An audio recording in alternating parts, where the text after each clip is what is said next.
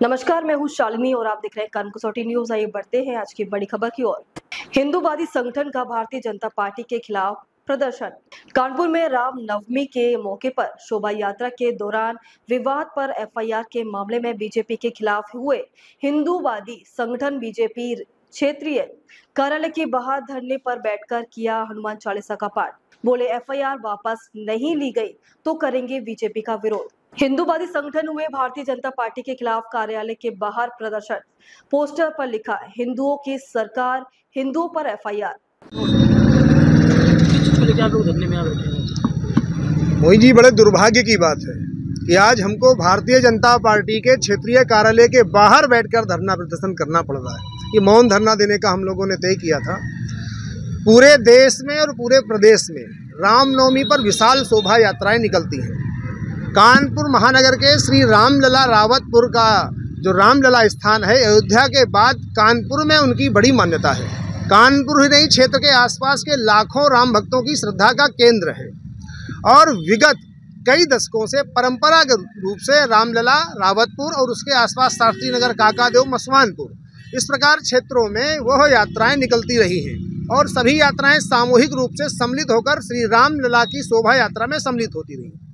पहले भी निकलती रही, इस बार भी निकली, लेकिन इस बार कुछ अनोखी घटना हुई।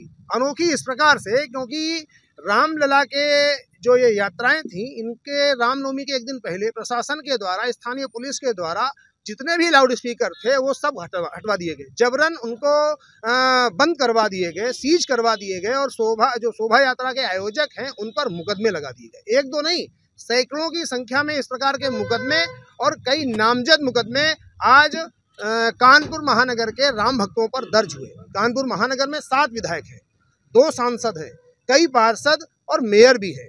लाखों हिंदुओं के वो नेतृत्व प्रदान करते हैं और लाखों कानपुर के हिंदुओं को उन पर आस्था इसलिए है, वो अपने आप को सुरक्षित महसूस करते हैं कि हम रामलला रामनवमी का उत्सव मनाएंगे तो ये हमारी सुरक्षा करेंगे। लेकिन इन्होंने सुरक्षा के नाम पर कुछ नहीं किया, ऊपर मुकदमे और 200 लोगों पर लगवा दिए। तो क्या इससे मनोबल हिंदुओं का डाउन नहीं हुआ, कम नहीं हुआ, कमजोर नहीं हुआ? प्रदेश में कहीं भी ऐसी कोई घटना रामनवमी के अवसर पर नहीं देखने को मिली है जो कानपुर में सैकड़ों हिंदुओं पर मुकदमे डालकर दिखाई गई है। क्या यह षड्यंत्र था? क्या यह सुनियोजित रूप से किसी विपक्षी के द्वारा साजिश की गई, या लचर कानपुर का भारतीय जनता पार्टी का नेतृत्व था जिसने प्रशासन से समन्वय नहीं बनाया और 200 हिंदुओं पर मुकदमे दर्ज हो गए? ये कोई नया घटनाक्रम नहीं था। दशकों से यात्रा निकल रही है, दशकों से लाउड स्पीकर लग रहे हैं और इन लाउड स्पीकरों की आवाज़ दूर तक जाती है, क्योंकि कई अन्य स्थानों पर भी ये यात्राएं निकली हैं। मेस्टन रोड की भी घटना हुई, उस पर भी मुकदमे दर्ज हुए। कुल मिलाकर आम हिंदुओं पर मुकदमे दर्ज हुए। तो आज भारतीय जनता पार्टी के कार्यालय पर हम केवल ये निवेदन करने आए हैं और ज्ञापन सौंपने आए हैं कि क्या कानपुर के 7 विधायक, 2 सांसद और कई पार्षद और मेयर तक अक्षम है कानपुर के हिंदुओं का नेतृत्व करने में? उन पर मुकदमे लग गए। प्रदेश में योगी जी की सरकार है, उन्होंने कहा ये उत्सव यात्रा है, शव यात्रा नहीं है। तो क्या कानपुर का प्रशासन इन यात्राओं को शव यात्रा में बदलना चाहता था, या इन यात्राओं पर जानबूझकर कोई विघ्न डालना चाहता था, या जानबूझकर यहाँ के राम भक्तों को प्रताड़ित करना चाहता था? मेरा निवेदन केवल इतना है।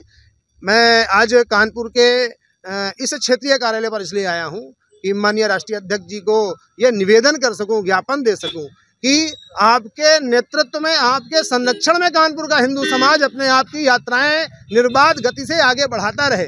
इसलिए कृपया ये जो 200 मुकदमे हुए हैं इनको वापस लेने की कृपा की जाए, प्रशासन से बात की जाए। इसलिए आज हम इस कार्यालय पर आए।